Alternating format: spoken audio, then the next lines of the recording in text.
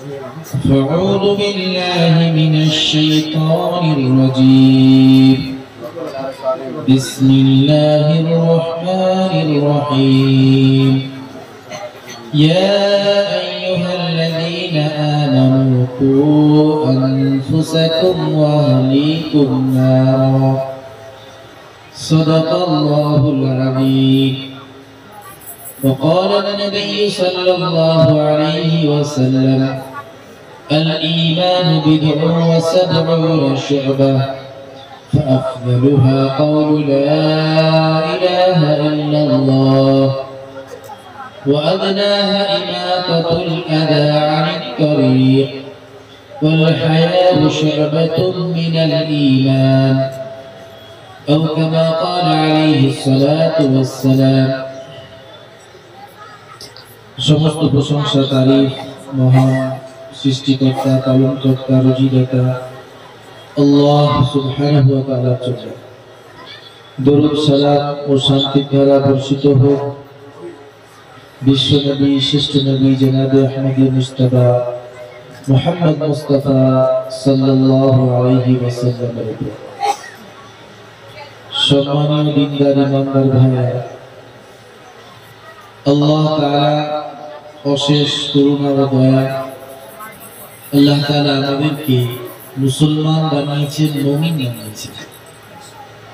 আমরা কালিমা পড়েছি লা ইলাহা ইল্লাল্লাহ মুহাম্মাদুর রাসূলুল্লাহ সাল্লাল্লাহু আলাইহি ওয়াসাল্লাম। এই কালিমা হচ্ছে কালিমায়ে তাইয়্যিবা। আল্লাহ তাআলা কোরআনে পাকের মধ্যে বলেছেন কালিমাতুন তাইয়্যিবা কাশাজারাতিন তাইয়্যিবা আসলুহা সাবিতুন ওয়া ফারউহা ফিস সামা তু'তি উকুলাহা কুল্লা হিনিন বিইذনি রাব্বিহা। কালিমায়ে তাইয়্যিবা একটা পবিত্র গাছের মতো। এই গাছের শিকড় জমিনের গভীরে এবং এর শাখা প্রশাখা আসমানে ছড়িয়ে আছে। এই গাছ সমস্ত সিজনে প্রত্যেকটা মৌসুমে সে নিজের ফল দান করে এবং এই গাছ সর্ব অবস্থায় তরতাজা থাকে। সেই ইমান যে কালিমা লা ইলাহা ইল্লাল্লাহ পড়েছে সে এই কালিমার গাছের মতো, যার মধ্যে অন্তরে লা ইলাহা ইল্লাল্লাহ এসেছে, সে সর্ব অবস্থায় আল্লাহর হেফাজতের মধ্যে আছে। আল্লাহ তাআলা তাকে নিজ হেফাজতে রাখেন। রাসূলুল্লাহ সাল্লাল্লাহু আলাইহি ওয়াসাল্লাম বলেন কালিমাতু লা ইলাহা ইল্লাল্লাহ তারুদ্দু আনহু মান ক্বালাহা কালিমাতু লা ইলাহা ইল্লাল্লাহ মান ক্বালাহা তারুদ্দু আনহু আল-বালা'a ওয়ান নিকমা। কালিমা লা ইলাহা ইল্লাল্লাহ যে বলে, লা ইলাহা ইল্লাল্লাহ যে পড়ে, এই কালিমা তাকে সমস্ত রকমের বালা মুসিবত থেকে একে বাঁচাতে রাখে, হেফাজত করতে থাকে। এটা রিওয়ায়াতে আল্লাহ রাসূল সাল্লাল্লাহু আলাইহি ওয়াসাল্লাম বলেন মান ক্বালা লা ইলাহা ইল্লাল্লাহ মুখলিসান দাখালাল জান্নাহ। যে ব্যক্তি লা ইলাহা ইল্লাল্লাহ অন্তর থেকে বলেছে অবশ্যই সে জান্নাতে প্রবেশ করবে। রাসূলুল্লাহ সাল্লাল্লাহু আলাইহি ওয়াসাল্লাম বললেন ঈমানের 70 এর অধিক 70 কারো অধিক শাখা আছে, মানে 70 কারো বেশি ঈমানের শাখা আছে। তার মধ্যে উত্তম শাখা হলো লা ইলাহা ইল্লাল্লাহর সাক্ষ্য দেওয়া বা বলা। আর সবথেকে এর ছোট শাখা হলো রাস্তা থেকে কষ্টদায়ক জিনিসকে সরিয়ে দেওয়া। আমরা রাস্তায় হাঁটাচলা করছি, কোথাও কাটা পড়ে আছে, কোথাও ইট পড়ে আছে, কোথাও পাথর পড়ে আছে, কোথাও ঢেলা পড়ে আছে, কোথাও একটা নোংরা জিনিস পড়ে আছে। এটা রাস্তা থেকে সরিয়ে দেওয়া একটা ঈমানি কাজ। এই মুমিনের লক্ষণ, যে মুমিনের পরিচয়, যে রাস্তাকে অপবিত্র করে না। আজকাল দেখা যায় যে আমরা মুসলমানরা বাড়ির নোংরাকে পরিষ্কার করে রাস্তায় মানুষের চলাফেরার জায়গায় ফেলে দিই। ধান মারার সময় এসেছে তো মানুষ রাস্তাতে ধানের কাজ করছে, যাতে মানুষের ক্ষতি হোক, চলাচলের অসুবিধা হোক, ওতে আমাদের কোনো অসুবিধা নাই। ইসলাম বলছে না ইজাউল মুসলিমি হারাম। এমনকি শুধু মুসলমান নয়, অন্য কোনো মানুষকে, এমনকি কোনো প্রাণীকে কষ্ট দেওয়া হারাম। রাস্তাকে পরিষ্কার রাখতে বলা হয়, যে রাস্তাকে পরিষ্কার রাখো, এটা ঈমানি কাজ, ঈমানের লক্ষণ। আমার কারণে, আমার ধানের কারণে, আমার গমের কারণে, আমার সরিষা রাখার কারণে অন্য কোনো মানুষের জন্য পথ চলাতে অসুবিধা না হয়, আমার বাড়ির ড্রেনের পানির জন্য পথ চলকদের জন্য কোনো অসুবিধা না হয়, এটা ইসলামের শিক্ষা। তো রাস্তা থেকে কষ্টদায়ক জিনিসকে সরিয়ে দেওয়া, এটা হচ্ছে একটা ঈমানি কাজ। ঈমানের সবথেকে বড় কাজ, উত্তম কাজ হচ্ছে লা ইলাহা ইল্লাল্লাহকে স্বীকার করা। এটা অন্তরের যে জায়গা তৈরি করা। লা ইলাহা ইল্লাল্লাহর অর্থ কি? আল্লাহ ছাড়া কোনো উপাস্য নেই, আল্লাহ ছাড়া কোনো মালিক নেই, আল্লাহ ছাড়া কোনো স্রষ্টা নেই, আল্লাহ ছাড়া কোনো রুজিদাতা নেই, প্রতিপালক নেই। একমাত্র আল্লাহই যিনি দুনিয়ার সমস্ত ক্ষমতার মালিক। আল্লাহ তাআলা বলেন, হে নবী আপনি বলুন, আল্লাহুম্মা মালিকাল মুলক তুতিল মুলকা মান তাশা ওয়া তানজিউল মুলকা মিম্মান তাশা ওয়া তুইজ্জু মান তাশা ওয়া তুযিল্লু মান তাশা বিয়াদিকাল খায়র ইন্নাকা আলা কুল্লি শাইইন কাদির। হে আল্লাহ, আপনি হচ্ছেন সমস্ত বাদশাদের মালিক। দুনিয়াতে যত ক্ষমতা আছে এই ক্ষমতার আসল মালিক হচ্ছেন আপনি। আপনি যাকে যাকে ইচ্ছা বাদশাহী দান করেন, যাকে ইচ্ছা তার কাছ থেকে মাল দৌলত ধনকে কেড়ে নিয়ে তাকে আপনি রাস্তার ভিখারি বানিয়ে দিতে পারেন। আল্লামা রুমি রাহমাতুল্লাহ আলাইহি এই আয়াতটার ব্যাখ্যা করতে গিয়ে নিজের কবিতায় বলেছিলেন, কাদিরা কুদরতু দারি হরচে খাহি আকুনি মুরদারা তুজা বখশি জিন্দারা বেজাকুনি গহজাদারা বাদশাহী গহশাহারা চুজাদা আজবারা ইলম নামি দরবাদর hayratuni। আপনি সমস্ত ক্ষমতার মালিক, সমস্ত ক্ষমতার অধিকার আপনার। আপনি ছাড়া দুনিয়ায় কেউ কোনো ক্ষমতার মালিক নাই। আপনি যা ইচ্ছা তাই করতে পারেন। মৃতকে জীবিত আপনি করেন, জীবিতকে মৃততে জীবিত আপনি করেন। আপনি চাইলে একটা ভিক্ষুককে মুহূর্তের মধ্যে বাদশা বানিয়ে দিতে পারেন, আর আপনি চাইলে একটা বাদশাকে মুহূর্তের মধ্যে এক লোকমা খাবারের জন্য বা এক টুকরো রুটির জন্য দরজায় দরজায় ভিখারি বানিয়ে ঘুরিয়ে দিতে পারেন। এটা আপনার ক্ষমতা।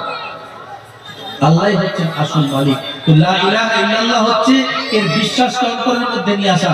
আল্লাহ তুমি হচ্ছ মালিক, তুমি সমস্ত ক্ষমতার অধিকারী, আসল ক্ষমতা তোমার হাতে। আল্লামা ইবনে জাওজি রাহমাতুল্লাহ আলাইহি তিনার বিখ্যাত কিতাবের মধ্যে একটা ঘটনা লিখেছেন যে বাগদাদ শহরে স্বামী স্ত্রী বসে খানা খাচ্ছিল। হঠাৎ দরজায় একজন এসে আওয়াজ দিল যে আল্লাহর ওয়াস্তে আমাকে কিছু দিবেন। তখন তার স্বামী স্ত্রীর হাতে কিছু টাকা পয়সা দিয়ে বলল, যাও ওই ভিক্ষুককে দিয়ে এসো। তার স্ত্রী দরজার কাছে গিয়ে যখন দরজা খুলল, তো হঠাৎ তার স্ত্রী চিৎকার মেরে বেহুশ হয়ে পড়ল, অজ্ঞান হয়ে পড়ে জ্ঞান হারা হয়ে গেছে। স্বামী ছুটতে গিয়ে তার স্ত্রীকে উঠালো, কি হলো তোমার? যে ভিক্ষুক এলো সে কিছু করলো নাকি? তাকে দেখে কিছু অসুবিধা হলো নাকি?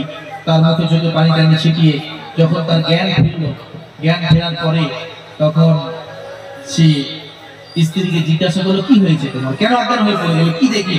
কি হলো তোমার সাথে? সে বলল, আমার সঙ্গে তেমন কিছু হয়নি।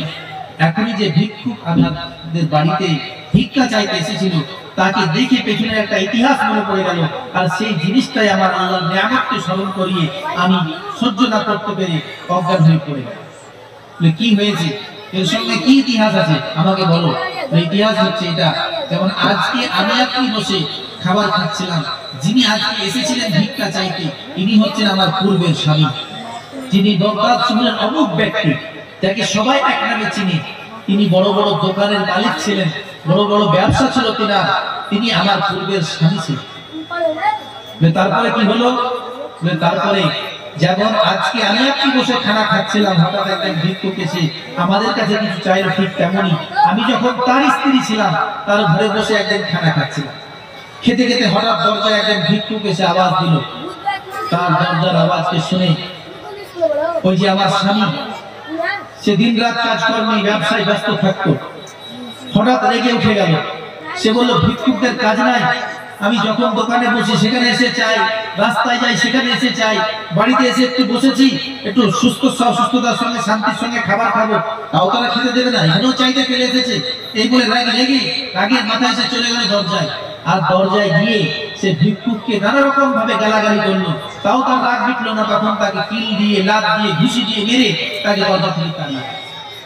তার 3 দিন পরে আমার স্বামীর ফ্যাক্টরিতে আগুন লেগে যায়, তার ব্যবসা বাণিজ্য ডুবে যায়, তার অনেক ঋণ হয়ে যায়। জমি জায়গা যাচ্ছিল বিক্রি করতে করতে শেষ পর্যন্ত তার টাকা পয়সা সে ঋণে পড়ে থাকে। ঋণ মেটানোর জন্য তাকে বাড়িটাও বিক্রি করে দিতে হয়। এমন অবস্থা যে তার কাছে খাবার কিছু ছিল না। আমাকে সে বলল, দিদি আর তোমাকে আমি স্ত্রী হিসেবে রাখতে পারছি না, তোমার কোনো দায় ভাড়া আমি নিতে পারবো না, এখন তোমাকে আমি তালাক দিয়ে দিচ্ছি, তুমি তোমার বাড়িতে চলে। সে আমাকে তালাক দিয়ে আমি বাপের বাড়ি ফিরে আসি। তার কয়েক বছর পরে আপনার স্ত্রী হয়ে আপনার বাড়িতে এসেছি, তো কিছুক্ষণ আগে যে ভিক্ষুক আমাদের দরজায় ছিল সে অমুক ব্যক্তি যে কয়েক বছর আগে বাগদাদ শহরের বিখ্যাত ধনী মানুষ ছিল। তো তাই নাকি? তখন স্বামী বলল, বলে এর থেকে আশ্চর্য ঘটনা আমি তোমাকে শোনাবো। এর থেকে আশ্চর্য ঘটনা শুনতে বলো, বলুন এর থেকে আশ্চর্য ঘটনা কি? বলছে এর থেকে আশ্চর্য ঘটনা হচ্ছে যে যে ব্যক্তিকে তোমার স্বামী সেদিন মেরেছিল, যে ভিক্ষুককে মেরে দরজা থেকে তাড়িয়েছিল, সে ভিক্ষুক আমি ছিলাম, আমি সেদিন ভিক্ষুক ছিলাম। আজকে আমাকে আল্লাহ তাআলা অনেক কিছু দিয়েছেন, আজকে আমিও টাকাওয়ালা হয়েছি। তো ভাইরা আমার, আল্লাহ তাআলা কারোর অহংকারকে পছন্দ করেন। অহংকারের মালিক শুধুমাত্র আল্লাহ। আল্লাহই হচ্ছেন কিবরিয়া, আল্লাহই হচ্ছেন অহংকারী। আল কিবরিয়া উরিদাই, আল্লাহ বলেন অহংকার হচ্ছে আমার চাদর। সামান্য পরিমাণ অহংকার যদি কারোর অন্তরে থাকে, আল্লাহ তাআলা তাকে জাহান্নামের আগুন দিয়ে সেটাকে ঠিক করে। এজন্য ভাইরা আমার, প্রথম জিনিস হচ্ছে আল্লাহর সঙ্গে সম্পর্ক তৈরি করা, আল্লাহর ক্ষমতাকে বোঝা যে দুনিয়াতে যত যা কিছু আমার আপনার কাছে আছে আমার আপনার নয়, এসব আল্লাহর দেওয়া। আমার মাথার চুল থেকে নিয়ে পায়ের নখ পর্যন্ত যত শরীরের অঙ্গ আছে এগুলো আল্লাহরই তৈরি করা, আল্লাহই তৈরি করেছেন, আল্লাহই দিয়েছেন। এতে আমার আপনার কোনো অধিকার নাই। এই শরীরটার মালিক আমি নয়, তো দুনিয়ার বাকি জিনিসের মালিক আমরা হব। এজন্য আজকে আমি আপনি আমার আমার বলি, এটাই হচ্ছে আমাদের ভুল।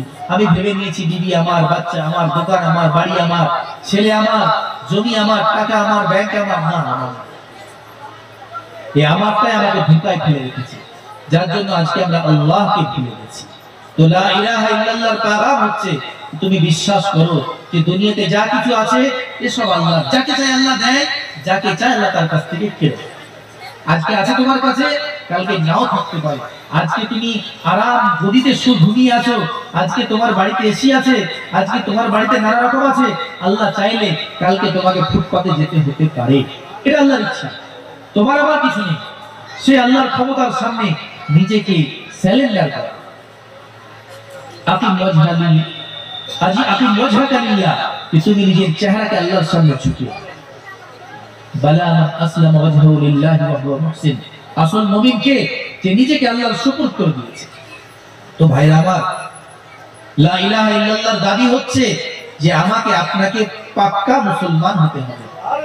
ইয়া আইয়ুহাল্লাযীনা আমানু দুখুলু ফিস সিলমি কাফা, এই ঈমানদারগণ তোমরা পরিপূর্ণভাবে ইসলামে প্রবেশ করো। কলিমার দুটো অংশ, লা ইলাহা ইল্লাল্লাহ মুহাম্মাদুর রাসূলুল্লাহ। লা ইলাহা ইল্লাল্লাহর মাধ্যম দিয়ে আল্লাহর ক্ষমতাকে, তার যে কুদরতকে, তার সিফাতকে, তার গুণাবলীকে, তার ইয়াকিন, তার বিশ্বাস অন্তরের মধ্যে তৈরি করো। মুহাম্মদুর রাসূলুল্লাহ সাল্লাল্লাহু আলাইহি ওয়াসাল্লাম যে তরিকা, যে পদ্ধতি, যে জীবন ব্যবস্থা নিয়ে এসেছেন সেটাকে নিজের জীবনে নিয়ে আসার চেষ্টা করো। মা আতাকুমুর রাসূলু ফাখুযু ওয়া মা নাহাকুম আনহু ফান্তাহু। আমার রাসূল যেটা দিচ্ছেন তোমরা সেটা নিয়ে নাও, যা থেকে তোমাদেরকে নিষেধ করছেন সেটাকে ছেড়ে দাও। লাকাদ কানা লাকুম ফি রাসূলিল্লাহি উসওয়াতুন হাসানাহ। আমার রাসূলের জীবন তোমাদের জন্য উত্তম নমুনা।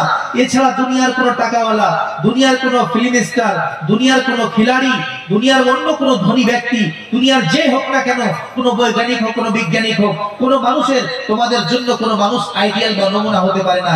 একমাত্র মুহাম্মদ রাসূলুল্লাহ সাল্লাল্লাহু আলাইহি ওয়াসাল্লামের জীবন, তিনার আদর্শই হচ্ছে তোমাদের মতো উপাসনা, তোমাদের মতো অনুসরণের আদর্শ একটাই, সেটা মুহাম্মদ সাল্লাল্লাহু আলাইহি ওয়াসাল্লামের জীবন। এটাকে অনুসরণ করো। ওয়া ইউতিউল্লাহ ওয়া রাসূলহু ফাকাদ ফাযা ফাওজান আযীমা। তোমরা যদি আল্লাহ এবং তার রাসূলের কথাকে মেনে নাও, তাদের অনুসরণ করতে পারো, তাহলে তোমরা দুনিয়া ও আখিরাতে সফল হবে, সফলতা পেয়ে যাবে। তো ভাইরা আমার, আমরা প্রত্যেকেই চাই সফলতা পেতে। তার রাস্তা হচ্ছে একটাই, লা ইলাহা ইল্লাল্লাহ আর মুহাম্মাদুর রাসূলুল্লাহ বিশ্বাসকে অন্তরে নিয়ে আসা। তো বলা হলো কলিমার একটা কাজ, ঈমানের একটা শাখা, সবথেকে উত্তম শাখা হচ্ছে লা ইলাহা ইল্লাল্লাহ মুহাম্মাদুর রাসূলুল্লাহ। আর তার মধ্যে সবথেকে ছোট শাখা হচ্ছে রাস্তা থেকে কষ্টদায়ক জিনিসকে সরিয়ে দেওয়া। তো নবী সাল্লাল্লাহু আলাইহি সাল্লাম বললেন ঈমানের 70 অধিক শাখা আছে। লা ইলাহা ইল্লাল্লাহর পরে একটা শাখা, একটা হচ্ছে রাস্তা থেকে কষ্টদায়ক জিনিসকে সরিয়ে দেওয়া। মানে কি যে মুসলমান যে হবে তার থেকে কোনো মানুষ, কোনো জীব, কোনো প্রাণী ক্ষতিগ্রস্ত হবে না। সে মানুষের উপকারের জন্য নিজেকে লাগাবে। মুসলমান মানে উপকারী। আল মুসলিমু মান সালিমাল মুসলিমুনা মিন লিসানিহি ওয়া ইয়াদিহি, মুসলমান তো সে যার হাত থেকে যার জবান থেকে অপর মুসলমান নিরাপদে থাকে, যে কাউকে গালি দেয় না, যে কাউকে কটু কথা বলে না, যে কথা বলে কারোর মনকে কষ্ট দেয় না, মনকে ব্যথিত করে না, কোন মানুষের সঙ্গে অন্যায় ব্যবহার করে না, এটা হচ্ছে মুসলিম। যে মুসলমানের হাত অন্যায় ভাবে রোজগার করে না, যে মুসলমানের হাত কোনো কাউকে অন্যায় ভাবে আঘাত করে না, যে মুসলমানের হাত কোনো মানুষের অন্যায় ভাবে ক্ষতি করে না, যে মুসলমানের হাত কোনো অন্যায় অর্থকে এই হাত দ্বারা স্পর্শ করে না, এটা হচ্ছে মুসলমান। ভাইরা আমার, মুসলমান হওয়া সহজ, কিন্তু আজকে সেই পথে আমি আপনি চলিনি।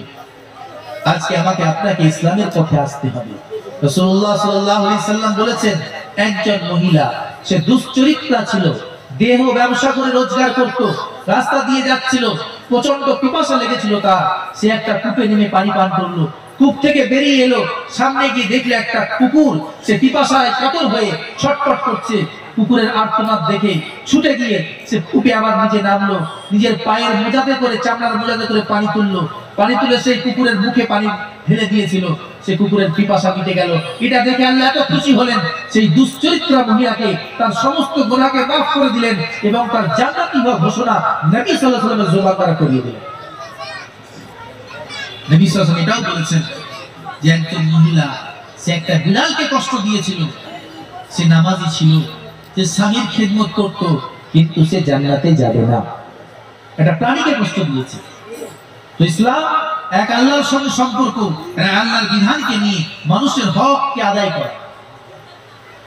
আজকে একজন আমাকে বলছিল, ভাই আমি একটা একদিন গেলাম, তো আপনাদের এই কি বলছে, আপনার এই আজিমগঞ্জ লাইনে নরহাটির পরে কেউ টিকিট কাটে না, তো আমি একদিন গেলাম, কেউ কাটছে না, আমি কাটলাম না। বলে এটা মুসলমানের আদর্শ নয়। মওলানা শামলি থানভী রাহমাতুল্লাহ আমাদেরকে শিখিয়েছেন যে তোমরা যদি কোনো সময় কোনো কারণবশত ট্রেনে চেপে যে টিকিট কাটতে পারোনি, যে স্টেশনে নামবে সেই স্টেশনে নেমে ওই স্টেশন থেকে ওই স্টেশন পর্যন্ত একটা উল্টো টিকিট কেটে নিয়ে ছিঁড়ে ফেলে দেবে, কিন্তু তুমি যেটা ব্যবহার করেছো এতটুকু পয়সা যেন সরকারের খান্ডে চলে যায়।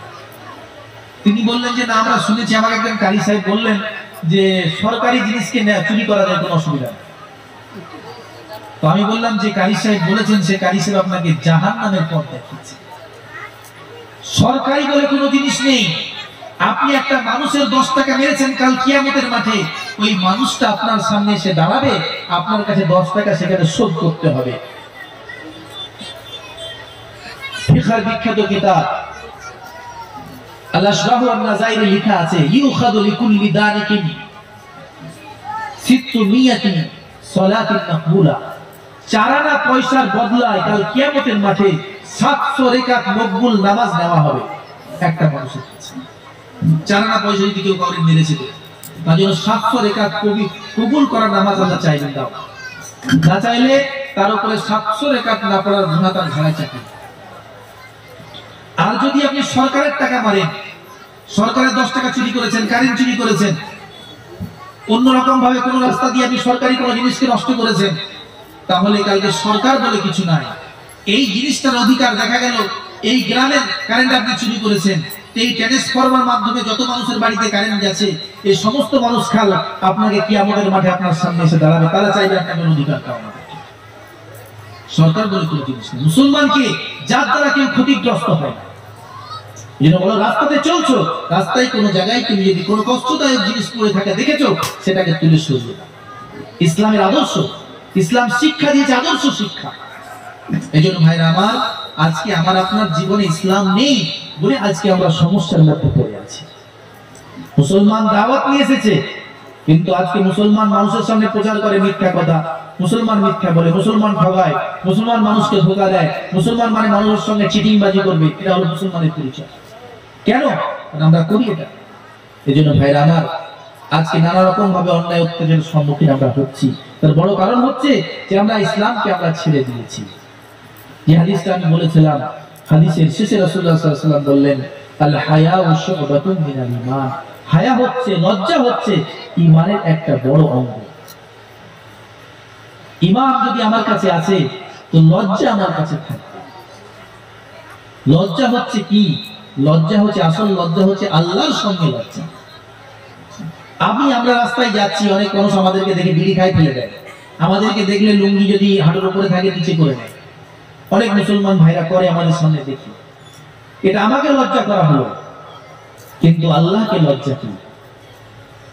আলেম ওলামাকে আপনি সম্মান দিচ্ছেন ভালো কথা, কিন্তু আল্লাহর লজ্জা হচ্ছে না যে আল্লাহ আপনাকে 5 বার মসজিদ থেকে আপনাকে হাইয়া আলা সালাহ বলে ডাকে, এসো নামাজের দিকে, এসো নামাজের দিকে, এসো নামাজের দিকে, কিন্তু আমার লজ্জা হয় না? আপনাকে যদি আপনার বন্ধু ফোন করে ডেকেছে, আপনি 2-4 কিলোমিটার মোটরসাইকেল ছুটিয়ে নিয়ে তাকে দেখা করতে চলে যান। কোন একটা মানুষের ডাকে সাড়া দিয়ে দেন, মেম্বার ডাকলে আরো ছুটবেন, একটা প্রধান ডাকলে আরো বেশি ছুটবেন। কোন মন্ত্রীর ডাক হলে দুনিয়ার সবকিছু মা বাপ ভুলে, ছেলে মেয়ে ভুলে আমরা রাত দিন এক করে তাদের পেছনে ছুটি, কিন্তু আল্লাহ তাকে সাড়া দিই না। এটা লজ্জার কথা। আল্লাহ আমাকে দেখছেন আমি মিথ্যা কথা বলছি, আল্লাহ আমাকে দেখছেন আমি হারাম রোজগার করছি, আল্লাহ আমাকে বলছেন আমি অন্যায় ব্যবহার করছি, আল্লাহ আমাকে দেখছেন, আল্লাহ আমাকে দেখছেন আমি আল্লাহর সামনে বেহায়াই করছি, নোংরামি করছি। আল্লাহর নাম নিয়ে আমার বাড়িতে ছেলের বিয়ে হচ্ছে, মেয়ের বিয়ে হচ্ছে, সেখানে গান বাজনা হচ্ছে। আল্লাহর নাম নিয়ে আমরা যা ইচ্ছা তাই করছি। এই জন্য ভাইরা আমার, লজ্জা আল্লাহকে করতে হবে। আসল লজ্জা এটা। নির্জনে আমি আছি, আমাকে কেউ দেখছে না, এই সময় আমি মোবাইল ফোন থেকে অনেক কিছু দেখতে পারি, নির্জনে আমি অনেক কিছু করতে পারি, কিন্তু আমাকে আমার আল্লাহ দেখছেন। এই লজ্জাটা যতক্ষণ পর্যন্ত আমার মধ্যে না এসেছে, ততক্ষণ পর্যন্ত আমার ঈমান সম্পূর্ণ হবে না। ওই জন্য বলা হলো হায়া হচ্ছে ঈমানের একটা গুরুত্বপূর্ণ অঙ্গ। আমরা হায়া মানে কি মনে করি? মেয়ে ছেলে রাস্তায় যাচ্ছে, কেউ যেতে যেতে মৌলভী সাহেবকে দেখলো তো মাথায় কাপড়টা নিয়ে, এটা হলো হায়া। না, এটা হায়া নয়। চেহারা ঢেকে নিল, এটা হায়া নয়। ইসলাম বলেছে যে সমস্ত পুরুষের সঙ্গে তোমার বিবাহ হারাম, তাদের ছাড়া অন্য কাউরির সামনে তোমার চেহারা দেখানো যাবে না, এটা হচ্ছে হায়া। এই জন্য ভাইরা আমার, আসল যে ইসলামের শিক্ষা, তার জন্য মাদ্রাসা, তার জন্য দ্বীনি প্রতিষ্ঠান, তার জন্য দ্বীনি তাহরিকাত, দ্বীনি দাওয়াত, তাবলীগী জামাত, এর জন্য যে আমরা এর মাধ্যম দিয়ে সঠিক ইসলামকে নিজেদের জীবনে নিয়ে আসব। ভাইরা আমার, শেষ কথা, আমি একটা ছোট্ট গল্প বলে কথা শেষ করছি।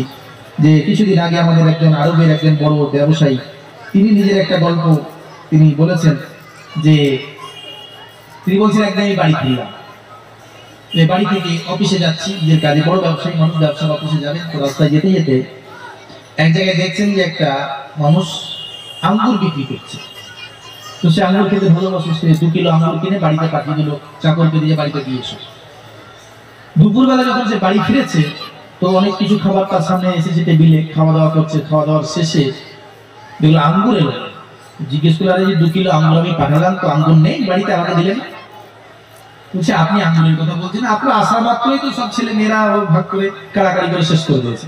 তাহলে একটাও রাখুনি, 1 পিসও রাখুনি আমার জন্য? বলেন না, একটাও না। এই কথা বলার সঙ্গে সঙ্গে সে নিজের জায়গা থেকে উঠে গেল, সোজা লকারে গেল, লকার খুললো, যা কিছু টাকা পয়সা ছিল একটা অ্যাটাচতে ভুললো, কি বাড়ি থেকে বেরিয়ে চলে গেল। সোজা গিয়ে গেল যারা ল্যান্ডিং এর ব্যবসা করে, জমি জায়গার ব্যবসা করে, তাদের কাছে যে একটা জমি কিনবো আমরা, রাস্তার ধারে বল, এক্ষুনি কিনবো। তাই না? ঠিক আছে। এখন এক ভদ্রলোক এসেছিল, তার একটা ইমার্জেন্সি প্রয়োজন, জায়গা বিক্রি করবে, সে বলে ডাকো রাখবে, তাই ডাকা হলো। তার কাছে বলে, কত রেট, কত দর নেবেন আপনি? দর দাম আছে, বিঘার জায়গা আছে, কিনে দিন। বলে, এখন প্রমোটারকে ডাকা, আপনার প্রমোটারকে ডাকুন তো, ইঞ্জিনিয়ারকে ডাকুন, আমি এখনই এখানে একটা বিল্ডিং তৈরি করবো, তার প্ল্যান এখনই হতে হবে। প্ল্যানও তাহলে বলে, হ্যাঁ যত টাকা লাগে আমি দিতে রাজি আছি, এখনই দরকার আমার। সঙ্গে সঙ্গে টাকা হলো, প্ল্যান করা হলো, প্ল্যান করে জায়গা দেখানো হলো, টাকা বাজেট তৈরি করা হলো। ঠিক আছে, কাল সকাল থেকে কাজ শুরু হয়ে যাবে, এই পয়সা আপনারা ধরে নিন। বাড়ি থেকে চলে গেল।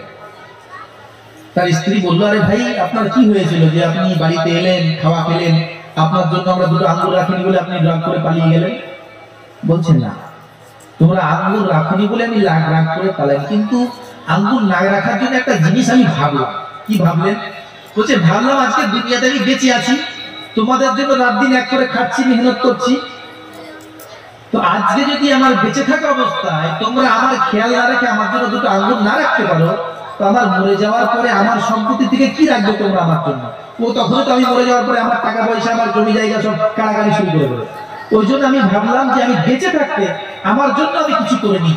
তো রাসূলুল্লাহ সাল্লাল্লাহু আলাইহি ওয়াসাল্লাম হাদিস আমার সামনে এলো যে, মান বানা লিল্লাহি মাসজিদান বানাল্লাহু লাহু বাইতান ফিল জান্নাহ, যে ব্যক্তি আল্লাহর জন্য আল্লাহর ঘর বানাবে, আল্লাহ তার জন্য জান্নাতে একটা ঘর বানাবে। তো এটার জন্য আমার কাছে কিছু টাকা ছিল, আমি গিয়ে একটা জায়গা কিনে মসজিদ তৈরি করতে দিয়ে চলে এসেছি। আজ রাত্রে যদি আমি মরে যাই তো জান্নাতে একটা ঘর পেয়ে যাব, এই উদ্দেশ্যে আমি নিজের কাজ দুনিয়াতেই করে নেব।